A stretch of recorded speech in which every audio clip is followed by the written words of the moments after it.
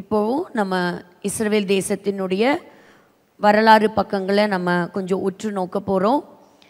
இன்றைக்கும் இப்போ current news அதை நம்ம பார்க்கலாம். ஸோ ஒன்று என்ன அப்படின்னா, சவுதி ரிப்போர்ட், அங்கிருந்து வரக்கூடிய செய்தி தகவல்,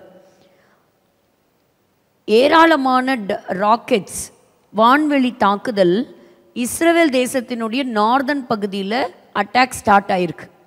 இதற்கு முன்னாடி நம்ம பார்த்துட்டு இருந்தோம், ஹமாஸ் வழியாக இந்த காசா ஸ்ட்ரிப்பில் இருந்து தான் இந்த சதர்ன் பார்ட்லேருந்து இந்த அட்டாக் நடந்துட்டு இருந்தது.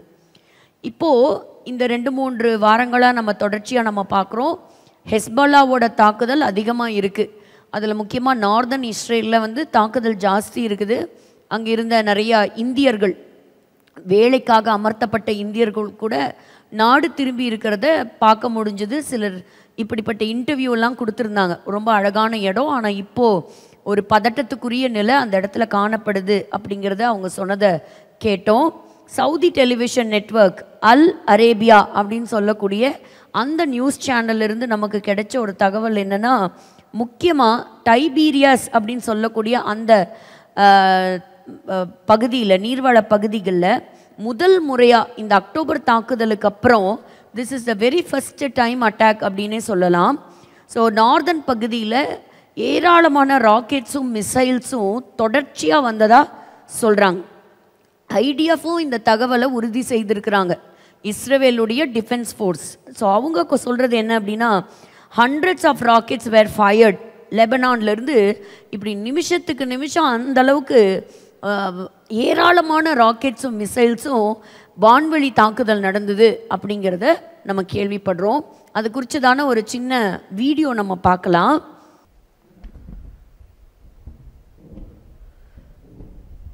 பாருங்க, there was a continuous attack.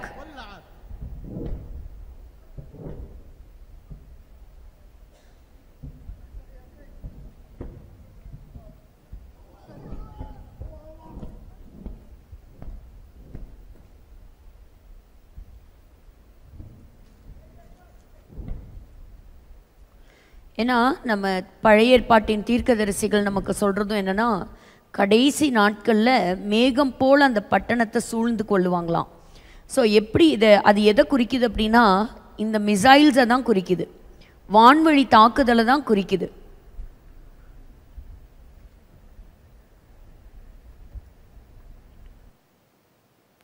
So இந்த மாதிரி தொடர்ச்சியாக அங்கே நடக்கிற அந்த தாக்குதலுக்காக நம்ம ஜெபிக்கணும். இந்த யுத்தம் ஒரு முடிவுக்கு சீக்கிரத்தில் வரணும். இன்னொரு சந்தோஷமான செய்தி என்ன அப்படின்னா, 4 பிணை கைதிகளை உயிரோட மீட்டிருக்கிறாங்க. ஸோ போன வாரம் நம்ம பார்த்தோம், 4 பிணை கைதிகள் மரித்து போனதை பார்த்தோம். இதில் இந்த 4 பிணை கைதிகள் மீட்கிறதுக்கு ரொம்ப உறுதுணையாக இருந்த ஒரு மிகப்பெரிய ஒரு எலைட் ஒரு போலீஸ் ஆஃபீஸர், ஒரு counter, he is called to be the terror officer அப்படின்னு சொல்கிறாங்க. இந்த சக்ஸஸ்ஃபுல் ஆப்ரேஷன், அதாவது இது ஒரு சாதாரண விஷயம் இல்லை. இந்த 4 பிணை கைதிகளை மீட்டு கொண்டு வருது. இந்த 4 பிணை கைதிகள் ஏதோ ஒரு தனிப்பட்ட அறையில் அடைக்க வைக்கப்பட்டிருந்தாங்க அப்படின்னு கிடையாது. மக்களோட மக்களாக கலந்துருப்பாங்க. எங்கே இருக்காங்கங்கிறத நம்ம ஈஸியாக என்ன செய்ய முடியாது, கண்டுபிடிக்க முடியாது. ஸோ எப்படி இவங்களுக்கு இந்த தகவல் கிடச்சிது அப்படின்னா, நிறைய இன்டெலிஜென்ட் ஏஜென்சி இதில் இன்வால்வ் ஆகியிருக்கிறாங்க. நம்ம எல்லாருக்குமே தெரியும், இஸ்ரேல் அப்படின்னாலே ரகசிய தகவல்கள் கொடுக்கறதுல மிக சிறந்த இடத்துல இருப்பது மொசாட் போன்ற மற்றும் அவங்கக்கிட்ட ஏராளமான லோக்கல் இன்டெலிஜென்ட் ஏஜென்சி உண்டு. 4 விதமான இன்டெலிஜென்ட் ஏஜென்சி ஒர்க் பண்ணுது அப்படிங்கிறத நம்ம மறந்துடக்கூடாது. ஸோ அத்தனை தகவல்களை சேகரிச்சுக்கிட்டு அந்த இடத்துக்குள்ளே தைரியமாக இறங்கி அந்த தாக்குதலை நடத்தி அங்கே அடைக்கப்பட்டிருந்த 4 பிணை கைதிகளை ரொம்ப சக்ஸஸ்ஃபுல்லாக மீட்டிருக்கிறாங்க. அதில் மிகப்பெரிய பங்கு யாருக்கு அப்படின்னா மிஸ்டர் அர்னோல்ட் ஜமோரா. ஆனால் இந்த சக்ஸஸ்ஃபுல் ஆப்ரேஷனில் இவருடைய அங்கிளும் அங்கே இருந்ததாக சொல்லப்படுகிறது. பட் இந்த சக்ஸஸ்ஃபுல் ஆப்ரேஷனில் அவர் இறந்து போயிட்டார், தாக்கப்பட்டு அவர் கொலை செய்யப்பட்டார். அந்த இடத்துல இவருடைய தைரியத்தை அந்த நாடு பாராட்டி இருக்கிறது. அதனால் இந்த ஆப்ரேஷனுக்கு அந்த நாட்டினுடைய prime minister mister Benjamin Netanyahu இவருடைய பெயரையே சூட்டி இருக்கிறார். ஆப்ரேஷன் அர்னோன் இன் ஜ்மோராஸ் ஹானர், இவருடைய பேரை பெருமைப்படுத்தும்படியாக கனப்படுத்துறதுக்காக இந்த பிணை கைதிகளை மீட்கும் அந்த பணி ஒவ்வொன்றுக்கும் ஒவ்வொரு திட்டத்துக்கு ஒரு பெயர் வச்சுருப்பாங்க இல்லையா, அந்த பெயருக்கு இவருடைய பெயரவே அவங்க சூட்டி இருக்கிறாங்க. ஸோ ரொம்ப தைரியமாக அந்த இடத்துல இறங்கி அவங்க வேலை செஞ்சுருக்குறாங்க அந்த ராஃபா பகுதியில். ஸோ 3 ஹாஸ்டேஜஸ் வந்து மீட்கப்பட்டிருக்கிறாங்க. அல்மோக் மேர்ஜான், ஆண்ட்ரெக் கோஸ்லோவ் அண்ட் ஷ்லோமி ஜிவ். இந்த 3 பேரும் நாடு திரும்பி இருக்கிறாங்க. ஸோ இவங்களை எங்கேருந்து கண்டுபிடிச்சி கூட்டிகிட்டு வந்தாங்க தெரியுமா? அப்தல்லா அல் ஜமால் அப்படின்னு சொல்லக்கூடிய ஒருவருடைய வீட்டிலிருந்து தான் கூட்டிகிட்டு வந்திருக்கிறாங்க. அந்த இடத்துல நிறைய ஏராளமான சிவிலியன்ஸ் உண்டு பாருங்கள். இந்த 4 பேரை தான் மீட்டு கொண்டு வந்திருக்கிறாங்க. அதில் ஒரு ஹமாஸ் தீவிரவாதியும் ஒரு ஜேர்னலிஸ்ட்டுமே கொலை செய்யப்பட்டிருக்கிறாங்க இந்த ஆப்ரேஷன் சமயத்தில். அதாவது இந்த மூலியமாக உலகத்துக்கு ஒரு பெரிய தகவல்கள் என்ன அப்படின்னா, அங்கே இருக்கக்கூடிய பொதுமக்களுக்கு நடுவில் இப்படிப்பட்ட பிணை கைதிகளை கொண்டு போய் வச்சுட்டு இந்த தாக்குதலை நடத்த முடியாத மாதிரி அவங்க செயல்படுறத நம்மளால் தெரிஞ்சுக்க முடியுது. They are using civilians as the human shields. இந்த 4வது ஹாஸ்டேஜாக இருந்தவங்க நோவா அர்கமணி அப்படின்னு சொல்லவங்க, அவங்க பக்கத்தில் இருக்கக்கூடிய வேற ஒரு பில்டிங்கில் இருந்து மீட்கப்பட்டிருக்கிறாங்க. ஸோ தீவிரப்படுத்தி இருக்கிறாங்க பிணை கைதிகள் சீக்கிரமாக மீட்கப்படணும் அப்படிங்கிறதையும் நம்முடைய ப்ரேயர்ஸில் கண்டிப்பாக வைக்கணும். அதாவது இந்த இடத்துல யுத்தம் அப்படின்னு சொல்லும்போது ஒரு வசனத்தை வாசிக்கலாம். இந்த வசனத்தின் அடிப்படையில் தான் இந்த ஐடிஎஃப் ஒர்க் பண்ணும். நீதிமொழிகள் 24:6 நல் யோசனை செய்து யுத்தம் பண்ணு. பாருங்க, நல் யோசனை செய்து யுத்தம் பண்ணு. அப்போ ஒரு யுத்தத்துக்கு நீ வாருக்கு போற அப்படின்னு சொன்னா அதுக்கு முன்னாடி நீ வந்து you should have good council. அப்போ இந்த வசனத்தை மையப்படுத்தி தான் இந்த யூதர்கள் செயல்படுறாங்கன்னு சொல்லணும். அப்போது ஒரு ஏராளமான இன்டெலிஜென்ட் ஏஜென்சி அவங்க கையில் வச்சிருக்கிறாங்க. ஸோ இன்டெலிஜென்ட் டேட்டா தகவல்களை அவங்க சேகரிக்கிறாங்க. ஸோ யார் யார் எங்கெங்கே இருப்பா, எப்படி தாக்குதல் நடத்தணும், எப்படி தேசத்தை பாதுகாக்கணும், மக்களுக்கு எப்படி ஒரு பாதுகாப்பை கொடுக்கணும், இதெல்லாம் வந்து ஒரு ஒரு ரஃப்பாக அவங்க எதையுமே அவங்க களமிறங்கி செய்கிறதில்ல. இந்த வசனத்தின் அடிப்படையில் தான் அவங்க இயங்குறாங்க அப்படிங்கிறத நம்ம ஞாபகம் வச்சுக்கணும். யுனைடெட் நேஷன்ஸ் உடைய USA உடைய சீனியர் அஃபீஷியல்ஸ், அதாவது பைடன் அவர்களுடைய அட்மினிஸ்ட்ரேஷனில் இருக்கக்கூடிய சீனியர் அஃபீஷியல்ஸ் எல்லாருமே இப்போ அடுத்தது ஒரு ஒரு ஒப்பந்தம், யூனிலேட்ரல் ஒரு ஒப்பந்தம் யாரோட அப்படின்னா ஹமாஸோட செய்யறதுக்கு முயற்சி செய்கிறாங்க. அங்கே இருக்கக்கூடிய பிணை கைதிகளை மீட்கிறதுக்காக அமெரிக்கன் இஸ்ரேலி ஹாஸ்டேஜஸ். ஸோ அவங்கள மீட்கும் பணி காசாவில் இருக்கிறாங்க இல்லையா, அவங்கள மீட்கக்கூடிய அந்த பணியில் ஈடுபட்டிருக்கிறாங்க. இதை மீடியேட் பண்ணுறது கத்தார் தான். ஸோ இந்த டீல் எந்த அளவுக்கு சக்ஸஸ்ஃபுல்லாக போகும், இல்லை அமெரிக்காவுக்கும் இஸ்ரேலுக்கும் இருக்கக்கூடிய உறவு அது ஏதாவது பாதிக்கப்படுமா, இல்லை இஸ்ரேல் ஏற்கனவே ஸ்ட்ராங்காக இருக்கிறாங்க, ஹமாஸ் அப்படின்னு சொல்லக்கூடிய தீவிரவாதத்தை நாங்கள் ஒழிச்சே தீருவோம், ஏன்னா இதை அறகுறைய விடவே முடியாது. Because Hamas is telling we will come back again and again until we find the death of Israel. So இஸ்ரேலை நாங்கள் அழிக்காமல் விடவே மாட்டோம் அப்படின்னு சொல்லி ஹமாஸ் ஒரு பக்கம் கெர்ஜிச்சிட்டு இருக்கிறாங்க. இவங்க இப்படி பாதியில் விடும் பொழுது இஸ்ரேல் நாட்டுக்கும் ஒரு மிகப்பெரிய ஒரு ஆபத்து தான். அதனால் இப்படி ஒரு பேச்சுவார்த்தை ஒரு முயற்சி நடந்துட்டு இருக்குது. ஸோ வருகிற நாட்களில் தான் நம்ம பார்க்க முடியும் என்ன நடக்கும் அப்படிங்கிறது. ஸோ மிஸ்டர் பிளிங்கன் அவரும் இந்த மிடில் ஈஸ்ட் பகுதிக்கு போயிருக்கிறாரு. இந்த சீஸ்ஃபயர், அதாவது சீக்கிரத்தில் ஒரு சமாதான பேச்சுவார்த்தை வந்து இந்த தாக்குதல் நிறுத்தப்படணும் அப்படிங்கிறது, இந்த பேச்சுவார்த்தை ஒரு சக்ஸஸ்ஃபுல்லாக முடியணும். மினிஸ்டர் பென்னி கான்ஸ் அவரும் வந்து தன்னுடைய நெத்தன்யாகுவோடைய வார் கேபினெட்லேருந்து ரிசைன் பண்ணியிருக்கிறாரு. ஏராளமான கன்ஃபியூஷன்ஸ் உள்நாட்டிலையும், எல்லாருமே நெத்தன்யாகு அவர்களுக்கு ஆதரவாக இல்லை. ஸோ இருக்கக்கூடியவர்களும் இருக்கிறாங்க. இந்த சமயத்தில் 4 பேரை மீட்டு கொண்டு வந்தது ஒரு மிகப்பெரிய ஒரு சந்தோஷத்துக்குரிய ஒரு நம்பிக்கை கொடுக்கக்கூடிய ஒரு செய்தியாகவும் இருக்குது. அதனால் வர்ற நாட்களில் எப்படி இருக்குங்கிறது தெரியாது. ஆனால் அதே சமயத்தில் மிட் ஆஃப் ஜூனில் ஒரு பெரிய வார் ஹெஸ்புல்லாக்கு அகெயின்ஸ்ட் இருக்கலாம் அப்படின்னும் சொல்லப்படுது. ஏன்னா நாளுக்கு நாள் இந்த வார் வந்து ஒரு முடிவுக்கு வரமாட்டேங்குது, எஸ்கலேட் தான் ஆகிட்டே போகுது, ஜாஸ்தி ஆகுது. புதுசாக உள்ள தாக்குதல் வர ஆரம்பிச்சிருக்குது. இன்றைக்கி அதெல்லாம் குறித்து தான் இன்றைக்கி நம்ம சில காரியங்களை நம்ம பார்க்க போகிறோம். இப்போது முக்கியமான ஒரு செய்தியை தலைப்பின் கீழே நம்ம கொஞ்சம் தியானிக்க போகிறோம். என்ன அப்படின்னு கேட்டிங்கன்னா, ஆன்டி செமிட்டிசம். அதாவது எங்கே பார்த்தீங்கன்னாலும் பார்த்தீங்கன்னா அக்டோபர் 7க்கு அப்புறம் நாளுக்கு நாள் இன்னைக்கு இருக்கிற டேட்டில் நீங்கள் ஒரு கணக்கெடுத்து பார்த்தீங்கன்னா அதிகமாக இஸ்ரேலுக்கு அகெயின்ஸ்டாக ஒரு வெறுப்பை தான் மக்கள் என்ன செய்கிறாங்களாம், காமிக்கிறாங்களாம். அக்டோபர் 7ஆம் தேதி நடந்த தாக்குதலுக்கு முன்பாக கூட இஸ்ரேலுக்கு ஓரளவுக்கு ஒரு சப்போர்ட் இருந்தது, ஆதரவு இருந்தது. ஆனால் அக்டோபர் 7 நடக்கும்போது உலகமே கொந்தளிச்சுது. இப்படி ஒரு தீவிரவாத இயக்கம் இப்படி நுழைஞ்சு அங்கே இருக்கக்கூடிய மக்களை பிடிச்சிட்டு போகலாம், கொலை செய்யலாம் அப்படின்னு சொல்லி. ஆனால் எப்போ இவங்க ஒரு வாரில் இறங்கினாங்களோ, இஸ்ரேல் வாரில் இறங்கினாங்களோ, அங்கே இருக்கக்கூடிய பொதுமக்கள் கிட்டத்தட்ட 36,000 கிராஸ் ஆயிட்டாங்க டெத்து. எங்கே? இந்த காசா பகுதிகளில் இல்லையா? ஸோ காசா, கான் யூனிஸ், இப்போ ராஃபா பகுதிகளுக்குள்ளெல்லாம் இருக்கிறாங்க. தாக்குதல் நடந்துக்கிட்டு இருக்குது. இப்படி சிறு பிள்ளைகள்லேருந்து குழந்தைகள்லேருந்து பெரியவங்க வரைக்கும் தினம் மறிக்கிறாங்க. ஆகார பஞ்சத்தினால மறிக்கிறாங்க.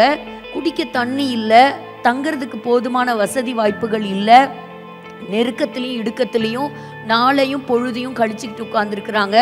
அதனால் உலகமே என்ன செய்யுது அப்படின்னா, ஆல் ஐஸ் ஆன் ராஃபா அப்படிங்கிற பேரில் ஒரு பெரிய ப்ரொபகண்டாவே ஸ்டார்ட் ஆச்சு. அப்போ இதுக்கு நடுவில் என்னாச்சு, அமெரிக்காவில் இருக்கக்கூடிய ஏராளமான யூனிவர்சிட்டியில் படிக்கிற மாணவர்கள் இஸ்ரேலுக்கு அகெயின்ஸ்டாக கொடி பிடிக்க ஆரம்பிச்சிட்டாங்க. So from the river to the sea, free Palestine, Palestine is free அப்படின்னு ஒரு ஸ்லோகன் ஒன்று ஆரம்பிச்சிருக்கிறாங்க. அதாவது ஃப்ரம் ரிவர், எந்த river? Jordan river. To the sea, எந்த சி? மத்திய தரைக்கடல், மெடிட்டரேனியன் சி. இதுக்கு நடுவில் இருக்கக்கூடிய நிலப்பகுதி என்ன பகுதி? அதுதான் இஸ்ரேல். அப்போது இஸ்ரேலை ஃப்ரீ பண்ணு அப்படின்னா they are talking about the genocide. கம்ப்ளீட்டாக இஸ்ரேல் கம்ப்ளீட்டாக என்னாகணும், அழிக்கப்படணும், யூதர்கள் மறிக்கணும். இப்படியெல்லாம் கூட நடக்குமா? இப்படியெல்லாம் அவங்க யோசிப்பாங்களா அப்படின்னு கேட்டிங்கன்னா, சமீபத்தில் ஒருத்தருடைய இன்டர்வியூவை கேட்டேன். அந்த இன்டர்வியூவில் அவர் பரிமாறின சில தகவல்கள் எனக்கு ரொம்ப ஆச்சரியத்தை கொடுத்துச்சு. இப்படியும் இருப்பாங்களா அப்படின்னு சொல்லி. அதில் அவர் பரிமாறின சில தகவல்களை நான் உங்களோட கூட ஷேர் பண்ணுறேன். அவர் யார் அப்படின்னு சொன்னீங்கன்னா, காசா பகுதிகளில் இந்த ரெஃப்யூஜி கேம்ப் இருக்கு இல்லையா, ஸோ அந்த கேம்பில் வளர்ந்த ஒரு சிறுவன். ஸோ அவர் கொடுக்குற ஒரு பேட்டி, பிற்காலங்களில் தன்னுடைய பேரை யூத மார்க்கத்தை ஏற்றுக்கொண்டு டார் ஷாக்கர் அப்படின்னு சொல்லிட்டு தன்னுடைய பேரை மாற்றி அங்கே நடக்கக்கூடிய சில விஷயங்களை ஓப்பனாகவே ஒரு இன்டர்வியூ கொடுத்துருக்கிறார். நான் எதையும் எக்ஸாஜரேட் பண்ணலை. அவருடைய சாலிடான தைரியமான அந்த கரேஜியஸ் இன்டர்வியூவை it is all open and YouTube. You all could listen to it. அப்போது அதில் அவர் சொன்ன ஒரு சில காரியங்கள் என்ன அப்படின்னா, இவர் வளர்ந்தது காசா பகுதியில். ஸோ காசா பகுதியில் வளர்ந்துட்டு இருக்கிற சமயத்தில் இவருக்கு ஒரு 3 வயசு இருக்குமா. ஒரு நாள் அவருடைய தாத்தா கூப்பிடுறாரு.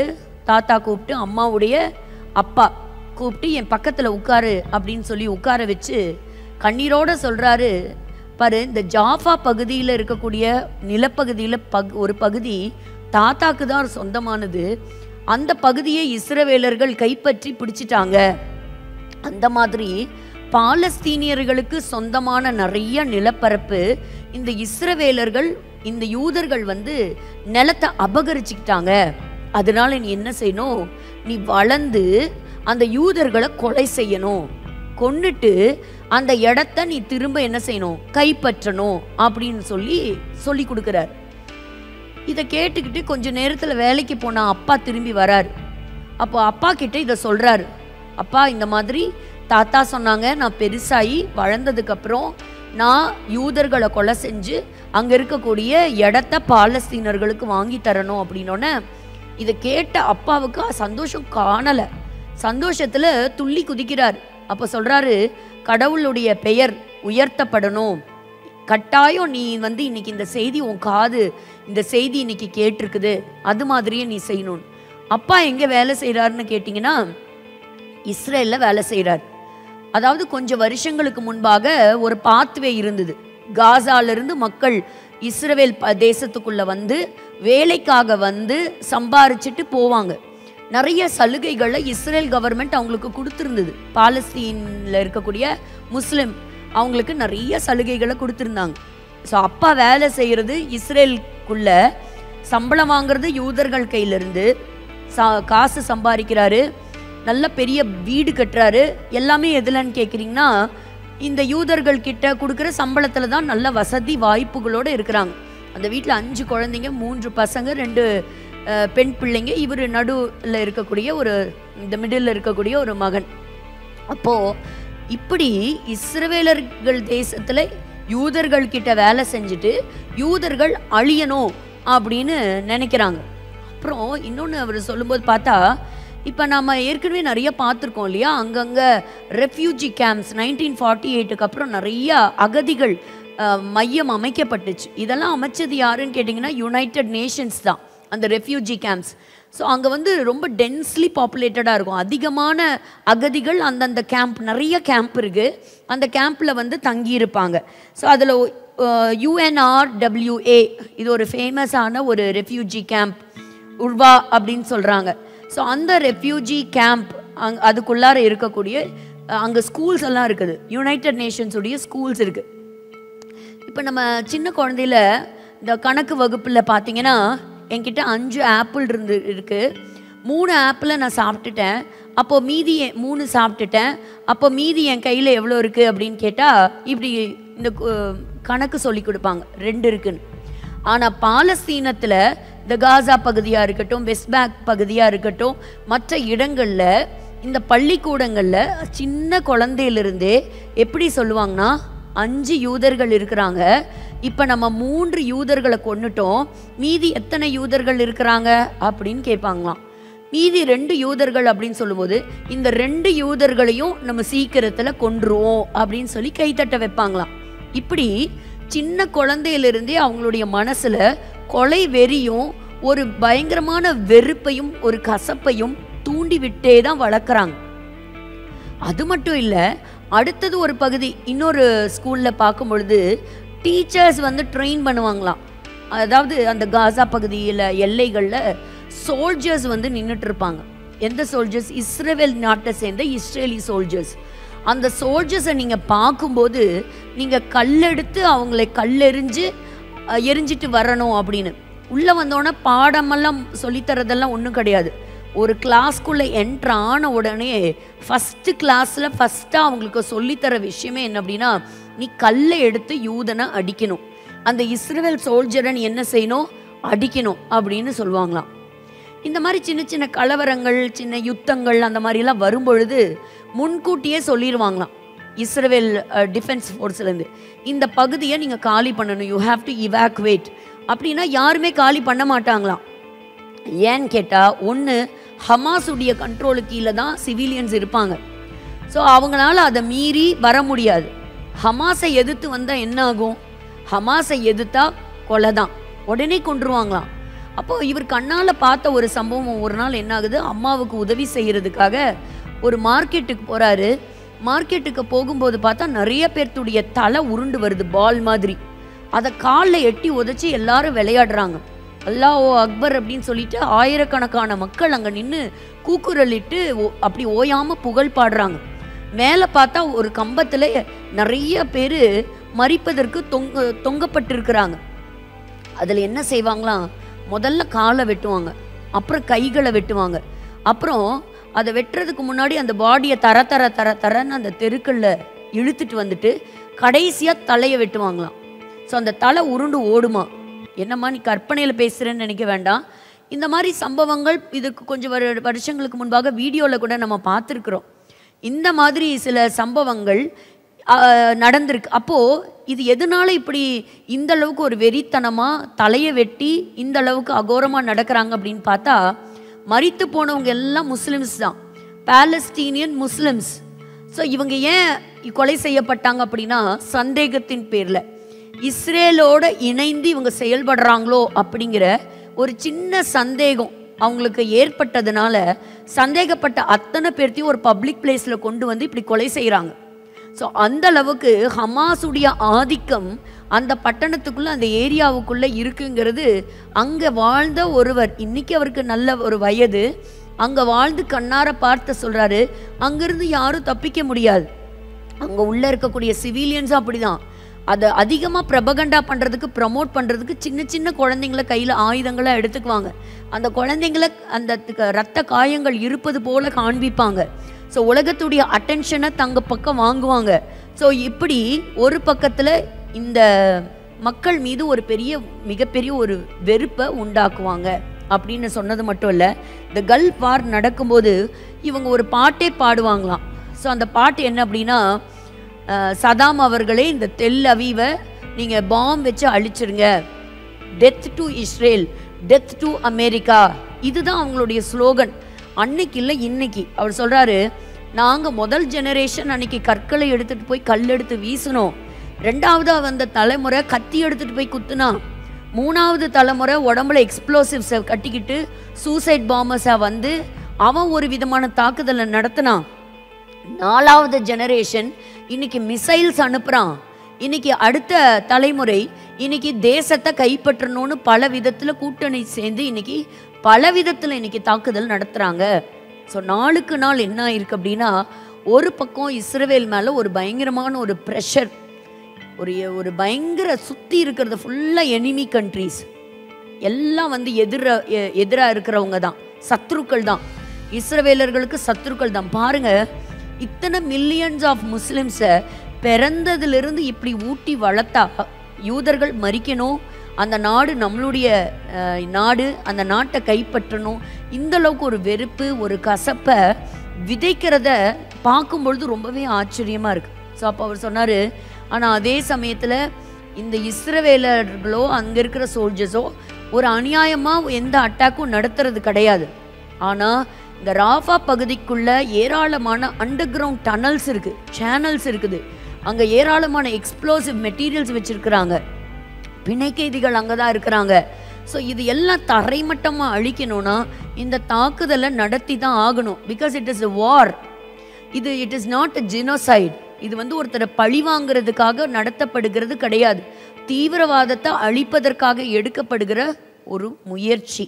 ஸோ இனி தொடர்ந்து வரக்கூடிய நாட்கள் அப்போது இது என்ன தலைப்பின் கீழே பார்க்க போகிறோம் அப்படின்னா, ஆன்டி செமிட்டிசம். ஸோ இந்த அளவுக்கு ஒரு வெறுப்பு ஒரு கசப்பு எப்போ ஆரம்பிச்சுது? ஆன்டி செமிட்டிசம் அப்படிங்கிற ஒரு வார்த்தை முக்கியமாக யூதர்களுக்கு விரோதமாக இருக்கக்கூடிய ஒரு மத வெறி, மதத்தின் பேரால அப்படி ஒரு ஆன்டி செமிட்டிசம் கிரியேட் ஆகுது. இது 19வது நூற்றாண்டில் உருவான பெயர் தான். இப்போ ஒரு சின்ன அந்த ஒரு சார்ட் பார்த்தீங்கன்னா, இப்போது ஏப்ரல் 2024 வரைக்கும் எடுத்தோம்னா, ஸோ இந்த ஆன்டி செமிட்டிசம் வந்து நாளுக்கு நாள் வளர்ந்துருக்கிறத பார்க்க முடியும். பாருங்கள், இதில் 2023 after October attack, so total incidents அதிகமாக இருக்கிறது, அதாவது ஹராஸ்மெண்ட்டாக இருக்கட்டும், அசால்ட்டாக இருக்கட்டும், இது எல்லாமே அதிகமாக இருக்குது. வருகிற வாரத்தில் வந்து நம்ம ஒரு ஸ்டாட்டிஸ்டிக்ஸ் சர்வே பண்ண போகிறோம். பண்ணி அதாவது இது எங்கே ஆரம்பிச்சுது அப்படிங்கிற சில ஃப்ளாஷ்பேக், பழைய ஹிஸ்ட்ரியை சில பக்கங்கள் பார்க்க போகிறோம். நான் வந்து சில ரிசர்ச் மெட்டீரியல்ஸ் எல்லாம் படிச்சுட்ருக்கிறேன். ஸோ சில காரியங்கள்லாம் வேதத்தின் அடிப்படையிலையும் பார்க்க போகிறோம். ஹிஸ்ட்ரி, அதாவது வரலாற்று பக்கங்கள்லேருந்து நடந்த சம்பவங்கள்லேருந்து யூதர்கள் எந்த அளவுக்கு தாக்கப்பட்டாங்க, கொடுமைப்படுத்தப்பட்டாங்க, பாதிக்கப்பட்டாங்க, எப்படி இவங்க மேலே ஒரு வெறுப்பும் கசப்பும் உருவாச்சுங்கிறத ஒரு ஸ்டாட்டிஸ்டிக்கல் ஒரு கிராஃபிக்கல் ஸ்டடியோடு நம்ம படிக்க போகிறோம். இப்போது இதுதான் இன்றைக்கி டாப்பில் இருக்குது. இது வரக்கூடிய நாட்களில் ஒரு மிகப்பெரிய ஆபத்தாக முடியலாம். Because the rise in antisemitism is growing day by day. வர்ற நாட்களில் என்னாகும், இது ஒரு பெரிய ஒரு யுத்தத்துக்கு வழிவிளக்கும் அப்படின்னு சொல்கிறாங்க. ஸோ எல்லா நாடுகள்லையும் முக்கியமான தேசங்களில் வேறு எலெக்ஷன் நடக்கிறதுனால சிலது அமைதியாக இருக்குது. அதனால் வருகிற காலங்கள் போக போக தான் இது என்ன ஒரு ட்விஸ்ட் அண்ட் டர்ன் எடுக்க போகுது அப்படிங்கிறது நமக்கு தெரியும். ஸோ நம்ம கடந்த வாரத்திலேயே நம்ம பார்த்தோம் தி இன்வேஷன் ஆஃப் இஸ்ரேல். இன்றைக்கி ஒரு சில பகுதிகளை நம்ம பார்க்க போகிறோம். இது ஒரு தொடர்ச்சியாக ஒரு 2-3 வார சீரீஸாக படிக்க போகிறோம். we are going to learn about anti-Semitism. இப்போ பிழையாம் பற்றி படிக்க போகிறோம். ஸோ எப்படி கர்த்தருடைய ஜனத்தை சபிப்பதற்காக கூலி அமர்த்தப்பட்டு அவன் போனான், அதை பற்றி படிக்க போகிறோம். ஆமான் அப்படி ஒரு மனிதன் எழும்பி முழு யூத குலத்தையே மொர்தெகாயினுடைய இடத்துல அத்தனை ஜனத்தையும் அவன் கொலை செய்யணுங்கிற அந்த வெறி அவனுக்குள்ள எப்படி வந்தது? அது எப்படி அப்படி தொடர்ந்து வந்து ரொம்ப மோசமாக இருந்தது ஹிட்லருடைய காலத்தில் தான். அந்த காலத்தில் என்ன நடந்தது? இடைப்பட்ட காலங்களில் அங்கங்கே செதறிப்போன யூதர்கள் என்ன மாதிரி பாதிப்புக்குள்ளானாங்க? ஸோ அவங்களால ஒரு பிஸ்னஸ் பண்ண முடியல, அவங்களால ஒரு வீடு கட்டி இருக்க முடியல, அவங்க துரத்தப்பட்டாங்க, கொலை செய்யப்பட்டாங்க, நாட்டை விட்டு வெளியேற்றப்பட்டாங்க. இப்படியெல்லாம் எந்தெந்த தேசங்களில் எப்படிப்பட்ட இடங்களெல்லாம் அவங்க பாதிக்கப்பட்டாங்க. இதுக்கு நடுவில் கிறிஸ்டியானிட்டி வளர்ந்த உடனே என்ன ஆயிடுச்சு? இந்த யூதர்கள் தான் இயேசு கிறிஸ்துவை கொலை செய்தாங்க அப்படின்னு சொல்லி அது ஒரு பக்கம் பயங்கரமான கலவரத்தில் கொலை செய்கிறதுல இறங்கிட்டாங்க த குருசேடர்ஸ். அப்புறம் அவங்க ஒரு பஸ்கா பண்டிகைன்னு கொண்டாடுவாங்க இல்லையா? அந்த பஸ்கா பண்டிகையில் வந்து பலி செலுத்துறதுக்கு இவங்க சின்ன சின்ன குழந்தைங்களை கடத்திட்டு போய் பலி செலுத்துகிறாங்க. இந்த யூதன் வந்து ரொம்ப பாய்சனஸ் ஒரு கேட்டகரி, இவன் வந்து இந்த உலகத்திலேயே இருக்கக்கூடாது, இவன் எந்த நாட்டுக்குள்ளே போனாலும் அந்த நாடு விளங்காது, இவன் அந்த நாட்டை இவன் கைப்பற்ற நினைப்பான் அப்படின்னு சொல்லி இவங்க மேலே நிறைய புஸ்தகங்கள்லாம் எழுதப்பட்டிருக்கு. அதெல்லாம் தான் நம்ம பார்க்க போகிறோம். ஏன்னு கேட்குறீங்களா? ஏன் இந்த ஆன்டிசெமிட்டிசம் பற்றி நான் படிக்கணும் அப்படின்னா, அந்தி கிறிஸ்து வரக்கூடிய நாளுக்கு நெருங்கி வந்திருக்கிறோம். ஆன்டி கிரைஸ்டுடைய நாட்களில் தான் இன்னும் அதிகமாக தீவிரப்பட போகுதான். பைபிள் சொல்லுது, the antisemitism will grow in a very large extent during the time of Antichrist. இதெல்லாம் வந்து அதுக்கு ஒரு ப்ரிப்ரேஷன் டைம்னு சொல்லலாம். இன்றைக்கே நான் ஜாஸ்தி ஆகிட்டே போகுது. இனி அவன் உள்ளே வரும்போது இன்னும் அதிகமாகி ஏராளமான யூதர்கள் கொலை செய்யப்படுவாங்க. That will be the final and the last holocaust, last final dictator. ஒரு ஹிட்லர் மாதிரி, ஹிட்லரில் அவனை விட ஒரு மோசமானவன் உள்ளே என்டர் ஆக போகிறான். So antisemitism is a very important word to meditate, to discuss, to learn about it. அதனால் ஒரு விஷயத்தை நம்ம சரியாக புரிஞ்சுக்காமல் நம்ம காது வழி செய்திகளை மட்டும் கேட்டுட்டு ஒரு பர்டிகுலர் பீப்புளுக்கு மட்டும் நம்ம சப்போர்ட் பண்ணுறதோ அதை பண்ணக்கூடாது. எப்போவுமே இந்த இஸ்ரவேல் தேசமாக இருக்கட்டும், அந்த மக்களாக இருக்கட்டும், இவங்களை எந்த கண்ணோட்டத்தில் பார்க்கணுன்னா வேத வசனத்தின் அடிப்படையில் அந்த கண்ணோட்டத்தில் தான் இவங்களை பார்க்கணும். அது வழியாக தான் பார்க்கணும். பிகாஸ் அவங்களுடைய பாஸ்ட், ப்ரெசன்ட் அண்ட் ஃப்யூச்சர் இது வந்து மூணுமே ரொம்ப தெளிவாக அதில் எழுதி வச்சாச்சு. இப்போ என்ன நடக்கும், இனி என்ன நடக்க போகுது, இது எல்லாமே ரொம்ப கிளியராகவே அதில் எழுதியிருக்கு இல்லையா? ஸோ அதனால் இப்போது இந்த வசனங்களின் அடிப்படையில் தான் யூதர்களை நம்ம பார்க்கணும். இன்றைக்கி நம்ம ஒரு சில வசனங்களை நம்ம ஆரம்பிக்க போகிறோம். தொடர்ந்து இந்த யுத்தத்தோடு கனெக்ட் பண்ணியே தான் நம்ம படிக்க போகிறோம். இந்த லேண்டை பற்றி கனெக்ட் பண்ணி படிக்க போகிறோம். கிட்டத்தட்ட 2000 வருஷமாக நம்ம வந்து ஒரு ப்ராஃபட்டிக்கல் ஒரு இன்டர்வல் பீரியடில் நம்ம வாழ்கிறோன்னு சொல்லுங்கள். ஒரு ப்ராஃபட்டிக்கல் இன்டர்வல் டைம், எதுவுமே நடக்காத ஒரு இடைப்பட்ட இடைவெளி காலத்தில் இருக்கிறோம். எத்தனை வருஷமாக? ஒரு 2000 வருஷமாக. அதுதான் த இன் பிட்வீன் டைம், அதாவது 2 சம்பவங்களுக்கு இடைப்பட்ட ஒரு காலம். ஸோ இன் பிட்வீன் டைமில் நம்ம ட்ராவல் பண்ணிகிட்ருக்குறோம்.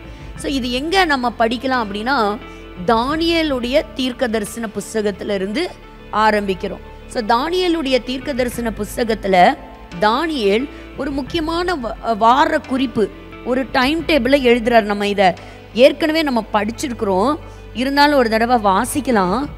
தானியேல் 9ஆம் அதிகாரம் 25வது வசனம். இப்போதும் நீ அறிந்து உணர்ந்து கொள்ள வேண்டியது என்னவென்றால், எருசலேமை திரும்ப எடுப்பித்து கட்டுகிறதற்கான கட்டளை வெளிப்படுவது முதல். அதாவது இந்த ஃபர்ஸ்ட் பகுதியுடைய அர்த்தம் நான் சொல்றேன். இப்போ ஒரு கூட்டம் வந்து பாபிலோன்ல அடிமைகளா போயிடுறாங்க. அப்படி போனவங்க 70 வருஷம் பாபிலோன் தேசத்துல அடிமைகளா இருக்கிறாங்க. அப்புறம் கோரேஸ் அப்படின்னு சொல்லக்கூடிய ஒரு பெர்ஷிய நாட்டு மன்னன் ராஜாவாகிறாரு. பாபிலோன் சாம்ராஜ்யம் கவிழ்க்கப்பட்டு மேதிய பெர்ஷியா சாம்ராஜ்யம் உள்ள வருது. அது அன்னைக்கு தலை சிறந்த ஒரு சாம்ராஜ்யமாக தலை தூக்குது. அப்படி வரும்பொழுது அதில் முதல் ராஜாவாக வர்றவர் தான் கோரேஸ். ஸோ இந்த சைரஸ் த கிரேட் அப்படின்னு படிக்கிறோம் இல்லையா?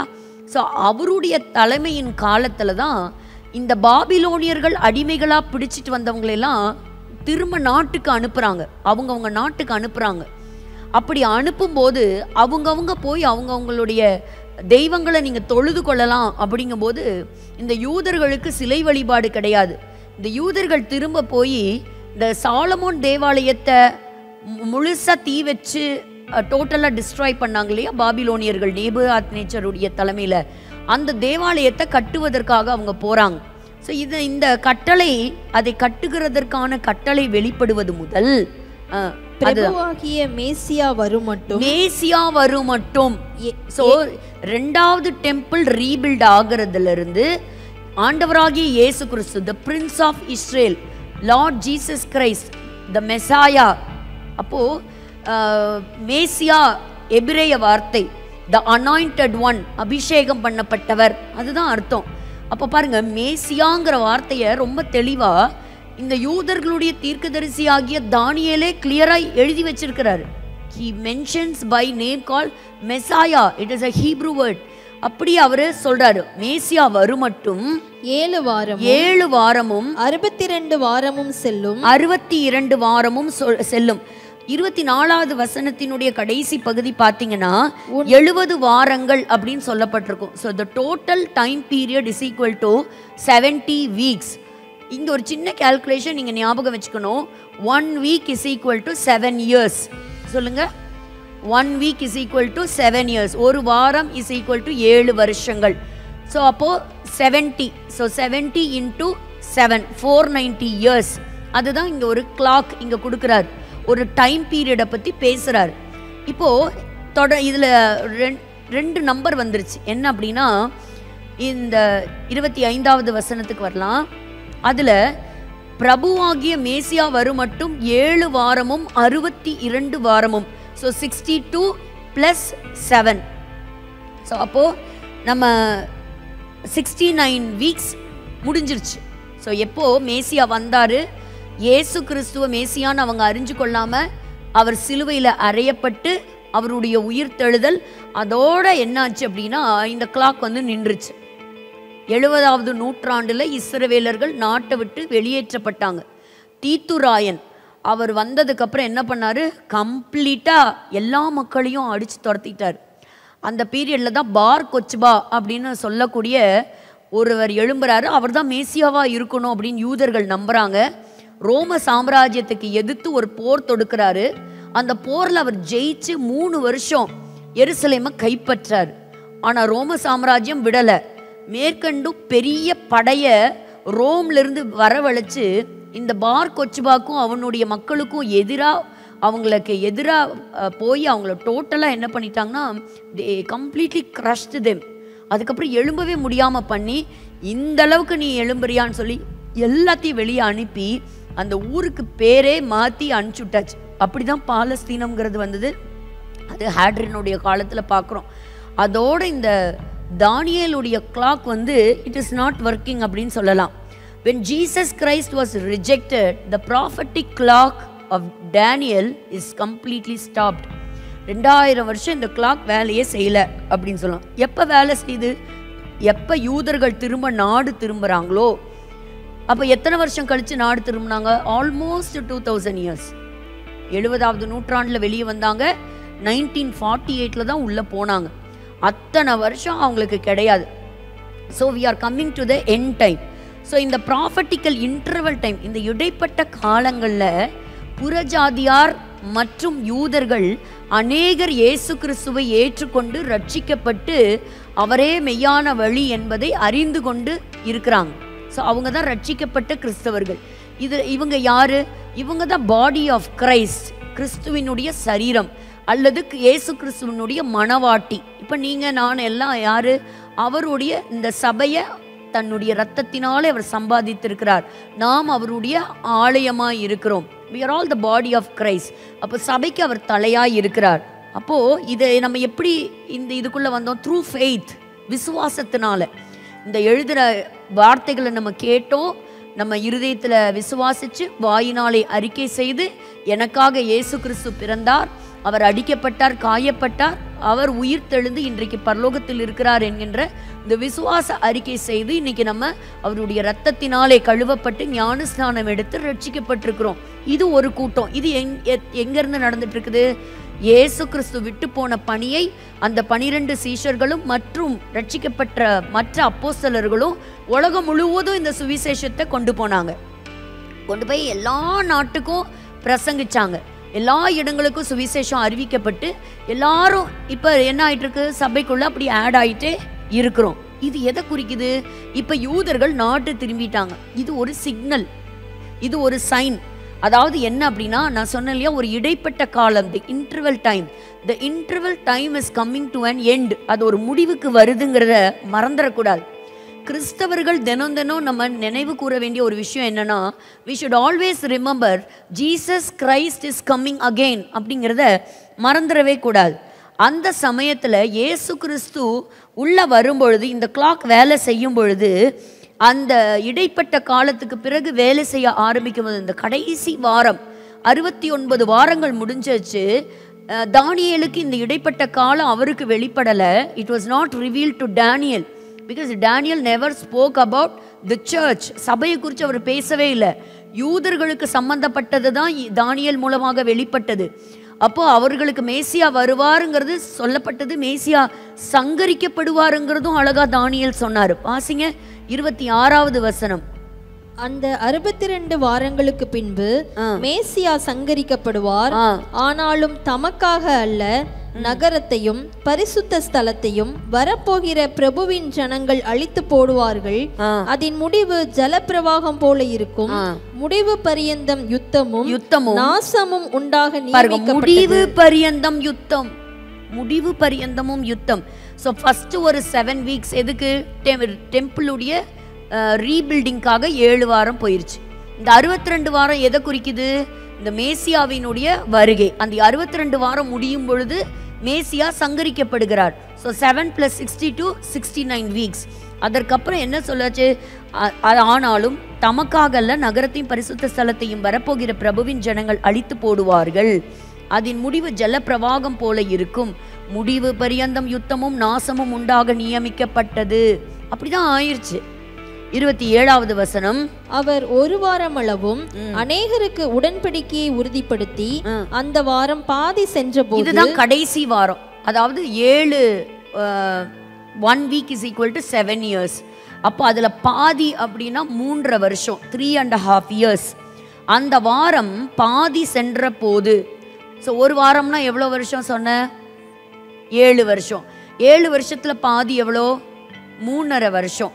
ஸோ அது பாதி சென்ற போது பலியையும் காணிக்கையையும் ஒளிய பண்ணுவார். அருவருப்பான செட்டைகளோட பாழாக்குகிறவன். இது யாரை குறித்து எழுதியிருக்கிறாரு? ஆன்டி கிரைஸ்ட பத்தி எழுதியிருக்கிறாரு, அந்தி கிறிஸ்துவ பத்தி எழுதுறாரு. வந்து இறங்குவான், நிர்ணயிக்கப்பட்டிருக்கிற நிர்மூலம் பாழாக்குகிறவன் மேல் தீரு மட்டும் சொரியும் என்றான். ஸோ கடைசி வாரத்தை பத்தி எழுதியிருக்கிறாரு. ஸோ 70th வீக்கை தனியா எழுதியிருக்கிறாரு. ஃபர்ஸ்ட் 7 வீக்ஸை தனியா எழுதுறாரு. அப்புறம் ஒரு 62 வீக்ஸ் அதை பற்றி சொல்கிறாரு. ஆனால் இந்த 69க்கும் 70க்கும் ஒரு 2000 வருஷம் இடைவெளி இருக்கும் அப்படிங்கிறது சபைக்கு மட்டும்தான் தெரியும். இப்போது நம்ம ஏன் இதை படிக்கிறோம் அப்படின்னா, மறுபடியும் அந்த யூதர்கள் அவங்களுடைய சொந்த நாட்டிற்கு அவங்க திரும்பும்போது இந்த தானியேலில் எழுதப்பட்ட இந்த டைம் டேபிள் ஒர்க் ஆகுதுங்கிறத மறந்துடக்கூடாது. It will start working automatically. So அதுதான் இப்போ நம்ம பார்க்குறோம். இப்போ பாருங்கள், இப்படி புதிய ஏற்பாட்டில் சொல்லப்பட்டிருக்கு. வாசிக்கலாம். 1 தெசலோனிக்கேயர் 4ஆம் அதிகாரம், 1 தெசலோனிக்கேயர் 4ஆம் அதிகாரம் 13வது வசனத்திலிருந்து வாசிக்கலாம். அன்றியும் சகோதரரே, நித்திரை அடைந்தவர்களின் நிமித்தம் நீங்கள் நம்பிக்கையற்றவர்களான மற்றவர்களைப் போல துக்கித்து அறிவில்லாதிருக்க எனக்கு மனதில்லை. இயேசுவானவர் மரித்து பின்பு எழுந்திருந்தார் என்று விசுவாசிக்கிறோமே. அப்படியே இயேசுவுக்குள் நித்திரை அடைந்தவர்களையும் தேவன் அவரோடே கூட கொண்டு வருவார். கர்த்தருடைய வார்த்தையை முன்னிட்டு நாங்கள் உங்களுக்கு சொல்லுகிறதாவது, கர்த்தருடைய வருகை மட்டும் உயிரோடு இருக்கும் நாம் நித்திரை அடைந்தவர்களுக்கு முந்திக் கொள்வது இல்லை. ஏனெனில் கர்த்தர் தாமே, இதுதாங்க அடையாளம். இதுதான் the rapture of the church. அதாவது கர்த்தருடைய ரகசிய வருகை, இதுக்கு சபை ஆயத்தப்படணும். இது எப்போ நடக்குங்கிற அடையாளத்தை கர்த்தர் கொடுக்கல. there is no sign. எப்போ வருவார், எந்த டேட்டில் வருவார் சொல்லலை. ஆனால் வேதத்தில் எத்தனை வருஷம் எகிப்தில் அவங்க அடிமைகளாக இருப்பாங்க, எத்தனை வருஷம் பாபிலோனில் அடிமையாக இருப்பாங்க, எத்தனை வாரங்களுக்கு பிறகு மேசியா வருவார், இந்த கடைசி வாரத்தில் அந்தி கிறிஸ்து வருவான், இப்படி இத்தனை டேட்டா துல்லியமாக கொடுத்துருக்கக்கூடிய இந்த இடத்துல சபையை எப்போ எடுத்துக்கொள்வார் அப்படிங்கிற அந்த எக்ஸாக்ட் அந்த ராப்சர் டைம் சொல்லப்படலை. அப்போ எப்படி கண்டுபிடிக்கிறது? இப்போ நடந்துட்டு இருக்கு பார்த்தீங்களா இந்த சம்பவங்கள் இஸ்ரவேல் தேசத்தில், இதுதான் நமக்கு கணக்கு. இங்கே நடக்கிற சம்பவங்கள் ஏற்கனவே எழுதி வச்சாச்சு. அப்போது அங்கே ஒரு யுத்தம் இப்போ பலப்படுது, தீவிரப்படுது. இந்த யுத்தங்களை பற்றி தான் சொல்லியிருக்கு. தானியேலும் சொல்கிறாரு கடைசி வரைக்கும் யுத்தம் தான் இருக்கும். அப்போது இதில் ஒரு சில முக்கியமான யுத்தங்களை பற்றி எழுதி ஏற்கனவே முன்குறிச்சிட்டார், தீர்க்கதரிசிகள் மூலமாக அறிவிச்சிட்டார். அது சபைக்கு கட்டாயம் தெரிஞ்சிருக்கணும். ஏன்னா அங்கே நடக்கிற அந்த யுத்தத்துக்கும் இந்த சபையுடைய க்ளோஷருக்கும் தானியேலுடைய டைம் டேபிள் கரெக்டாக ஒர்க் ஆகிறதுக்கும் எல்லாமே it is all closely connected, ஒன்றோடு ஒன்று இணைந்திருக்கிறது.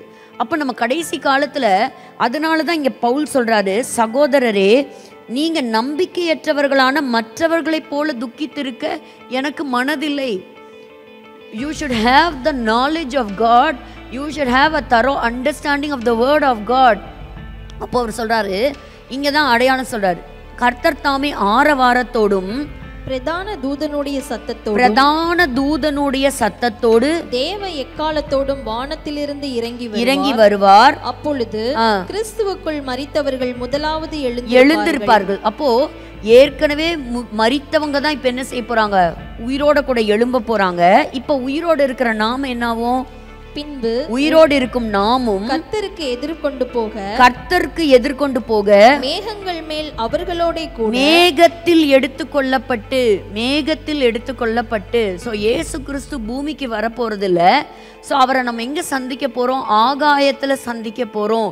சபை அவருடைய மணவாட்டி ஆண்டவராகிய இயேசு கிறிஸ்துவை ஆகாயத்துல சந்திக்கும். ரொம்ப முதல்ல மரித்தவர்கள் உயிரோடு கூட எழும்புறாங்க, உயிரோடு இருக்கிறவங்க மறுரூபமாகறாங்க. கர்த்தர் ஆரவாரத்தோடும் பிரதான தூதனுடைய சத்தத்தோடும் எக்காலத்தோடும் 3 விதமான சைனோட வராரு. ஸோ சபை என்ன செய்யுது, இந்த மத்திய ஆகாயத்தில் சந்திக்குது. இப்படி தான் எப்படி ரெபேக்காள் ஈசாக்க இந்த எலியேசர் கொண்டு போய் ஹேண்ட் ஓவர் பண்ணாரோ அந்த மாதிரி பரிசுத்த ஆவியானவர் என்ன செய்வார், இந்த சபையை கொண்டு போய் கரெக்டாக ஹேண்ட் ஓவர் பண்ணுவார். மணவாளனாகிய இயேசு கிறிஸ்துவின் இடத்துல கொண்டு போக மேகங்கள் மேல் அவர்களோட கூட ஆகாயத்தில் எடுத்துக்கொள்ளப்பட்டு இவ்விதமாய் எப்போதும் கர்த்தருடனே கூட இருப்போம். இப்போ இந்த சபை எடுத்துக்கொள்ளப்பட்டுருச்சா, அப்போ என்ன நடக்கும், அதுக்கு அடுத்தது தான் இங்கே உடனே இந்த கடைசி உபத்திரவத்தின் காலம் ஆரம்பிக்குது. அது ஆண்டவரே சொல்லியிருக்கிறாரு. மத்தேயு 24:21 ஜீசஸ் சொன்னதை பார்க்கலாம். மத்தேயு 24:21 ஏனெனில் உலகம் உண்டானது முதல் இதுவரைக்கும் சம்பவித்திராததும் இனிமேலும் சம்பவியாததுமான மிகுந்த உபத்திரவம் அப்பொழுது உண்டாயிருக்கும். அப்ப இப்ப பாக்குற வார், இப்ப பாக்குற இந்த ஃபெமைன், இந்த ஸ்டார்வேஷன், இதெல்லாம் ஒண்ணுமே இல்லை போல. இப்பவே நமக்கு இந்த பிரச்சனைகள் தாங்க முடியல, வெப்பத்தை தாங்க முடியல. ஆனா இயேசு கிறிஸ்து சொல்றாரு, உலகம் உண்டானதுல from the beginning, from the time of creation, இது வரைக்கும் அப்படிப்பட்ட ஒரு உபத்திரவத்தை யாருமே பார்த்திருக்க மாட்டாங்க. அப்படிப்பட்ட ஒரு உபத்திரவம் வரும். சபை உபத்திரவத்துக்கு நிச்சயமா இருக்காது. இதை தான் யாக்கோபினுடைய அந்த துக்கம்னு சொல்லி எரேமியா ஏற்கனவே 30ஆம் அதிகாரம் 7வது வசனத்தில் முன்கூட்டியே சொல்லிட்டார். அந்த வசனத்தை வாசிக்கலாம். எரேமியா 30:7 வசனம். ஐயோ, அந்த நாள் பெரியது, அதை போல் ஒத்த நாள் இல்லை. அது யாக்கோபுக்கு இக்கட்டு காலம், ஆனாலும் அவன் அதற்கு நீங்களாக்கி ரட்சிக்கப்படுவான். கர்த்தர் அந்த நாளிலே, அந்த பயங்கரத்திலிருந்து கர்த்தர் அந்த ஜனத்தை ரட்சிப்பார். ஸோ இயேசு கிறிஸ்துவினுடைய வருகை, தி ரிட்டர்ன் ஆஃப் கிரைஸ்ட், சபைக்காக வரப்போகிறதுக்கு எந்த அடையாளத்தையும் அவர் வைக்கல. ஆனா இஸ்ரவேல் தேசத்தை அடையாளமாக வைத்திருக்கிறார். இஸ்ரவேல் தேசத்துல நடக்க போகின்ற ஒவ்வொரு சம்பவத்தையும் துல்லியமாக எழுதி வைத்திருக்கிறார். இதுவரைக்கும் அவங்களுக்கு எழுதப்பட்ட மாதிரி தான் அந்த நாட்டில் நடந்துக்கிட்டு இருக்குது. இதில் நம்ம பார்க்குற தலைப்பு ஆன்டிசெமிட்டிசம். அதை தான் நம்ம வந்து இன்னும் கவனித்து பார்க்க போகிறோம். இனி வரக்கூடிய நாட்களில் இன்னும் இது அதிகரிக்க போகுது. அவங்க உதவியற்று நிற்பாங்க. அந்த சமயத்தில் கர்த்தர் இவங்களுக்கு உதவியாக இறங்குவார். இது கட்டாயம் 100க்கு 100 இது நடக்கும். அதனால் இந்த விரோதத்தை பற்றி தான் நம்ம பார்க்குறோம். புதிய ஏற்பாட்டின் எழுத்தாளர்களும் ஆசிரியர்களும் அவருடைய வருகையை எதிர்பார்த்து தான் இருந்தாங்க. ஸோ பரலோகத்தை எதிர்பார்த்து தான் இருந்தாங்க. பிலிப்பியர் 3ஆம் அதிகாரம் 20வது வசனம் வாசிக்கலாம். பிலிப்பியர் 3:20.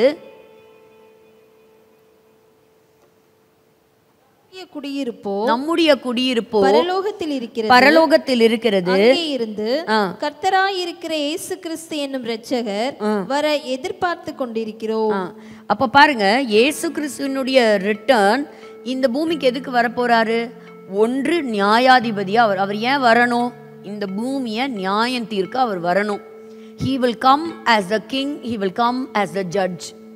ஸோ ஜட்ஜா வருவார், எல்லாரையும் நியாயம் தீர்ப்பார். மரிப்பதும் நம்ம நியாயம் தீர்க்க பிறப்பதும் மரிப்பதும் நியாய தீர்ப்பு அடைவணுங்கிறது அதுதான் the law. So he is going to be the judge. ரெண்டாவது எதுக்கு அவர் வரணும்? இந்த பூமிக்கு அவர் தான் சொந்தக்காரர். இந்த பூமியை அவரே சமாதானத்தோடு நீதியோட ஆளுகை செய்வார், அரசாட்சி செய்வார். அவருடைய சிங்காசனம் இந்த பூமியிலே ஸ்தாபிக்கப்படும். இந்த 2 முக்கியமான காரணத்திற்காக அவர் வருகிறார் இந்த பூமிக்கு. ஸோ இயேசு கிறிஸ்து வரும் பொழுது இந்த பூமி அவருக்கு ஏற்றாற்போல் ஆயத்தப்படும். ஸோ இந்த ட்ரிபுலேஷன் ஆரம்பிக்கும். அப்போது இந்த டேனியலுடைய டைம் டேபிள் எல்லாருக்குமே புரியும். It will be almost evident. இப்போ பார்த்தீங்கன்னா அந்த உபத்திரவ காலம் அப்படிங்கிறது ஒரு பயங்கரமான ஒரு கொடிய காலம் அப்படிங்கிறதையும் நம்ம பார்க்குறோம். எப்படி இருக்குங்கிறத வெளிப்படுத்தல நம்ம பார்க்குறோம் இல்லையா? ஸோ அதாவது 7 முத்திரைகள் பற்றி படிக்கிறோம், கலசங்கள் பற்றி நம்ம படிக்கிறோம், எக்காலங்களை பற்றி படிக்கிறோம். ஸோ வெளிப்படுத்தின புஸ்தகம் ரொம்ப இம்பார்ட்டண்ட். நம்ம படித்து தெரிஞ்சுக்கணும். நமக்கு புரியல, அது யாருக்கோ ஆண்டவர் வந்து புரியாமல் இருக்கட்டும்னு எழுதி வைக்கலை, சபைக்காக தான் எழுதி வச்சிருக்கிற. சபை தான் அதை தியானிக்கணும். இந்த தீர்க்க தரிசன புஸ்தகங்கள் விசேஷமாக அந்த வெளிப்படுத்தின விசேஷத்தை நம்ம ஆராயணும், நம்ம வந்து அதை தியானிக்கணும். தானியேல் 12ஆம் அதிகாரம் 1 வசனத்தை வாசிப்போம். ஜனத்தின் புத்திரருக்காக நிற்கிற பெரிய அதிபதியாகிய மிகாவேல் அக்காலத்திலே எழும்புவான். யாதொரு ஜாதியாரும் தோன்றினது முதல் அக்காலம் மட்டும் உண்டாயிராத ஆபத்து காலம் வரும். அக்காலத்திலே புஸ்தகத்தில் எழுதியிருக்கிறவர்களாக காணப்படுகிற உன் ஜனங்கள் அனைவரும் விடுவிக்கப்படுவார்கள். பாருங்க, தானியேலை கொண்டும் அக்காலத்திலே இந்த புத்திரருக்காக மிகாவேல் எழும்புவான். ஏற்கனவே நம்ம படிச்சோம், ஞாபகம் இருக்கா? தானியேலுடைய ஜெபத்திற்கு தடை வந்தது அப்படிங்கிற 21 நாள் தடை இருந்தது. ஆகாயத்தில் தடை இருந்தது. இன்னைக்கும் பாருங்க, அந்த தேசத்தை அட்டாக் பண்றது ஆகாயத்தில் தான் நடக்குது.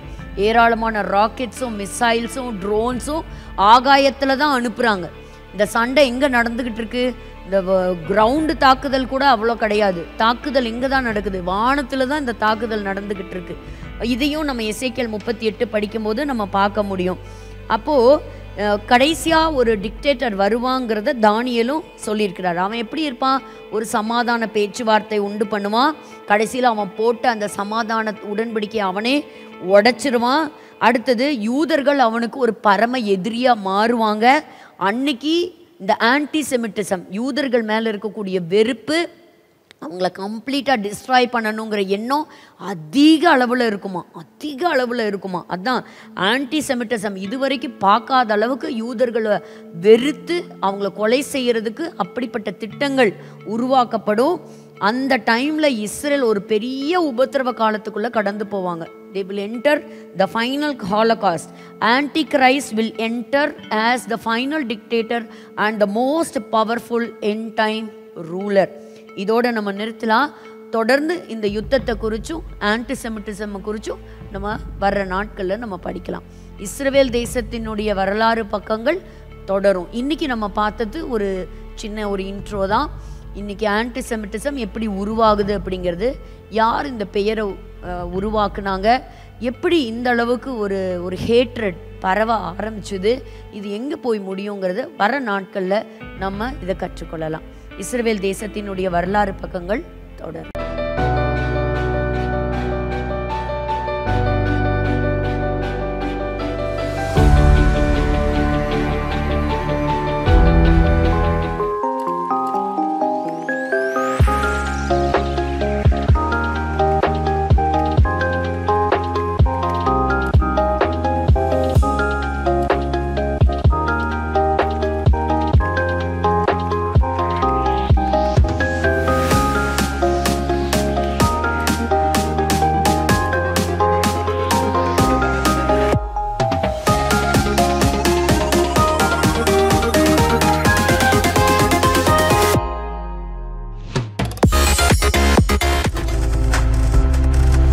நீங்கள் பார்த்துக் கொண்டிருப்பது உங்கள் ஜாய் டிவி. உங்கள் துக்கம் சந்தோஷமாய் மாறும்.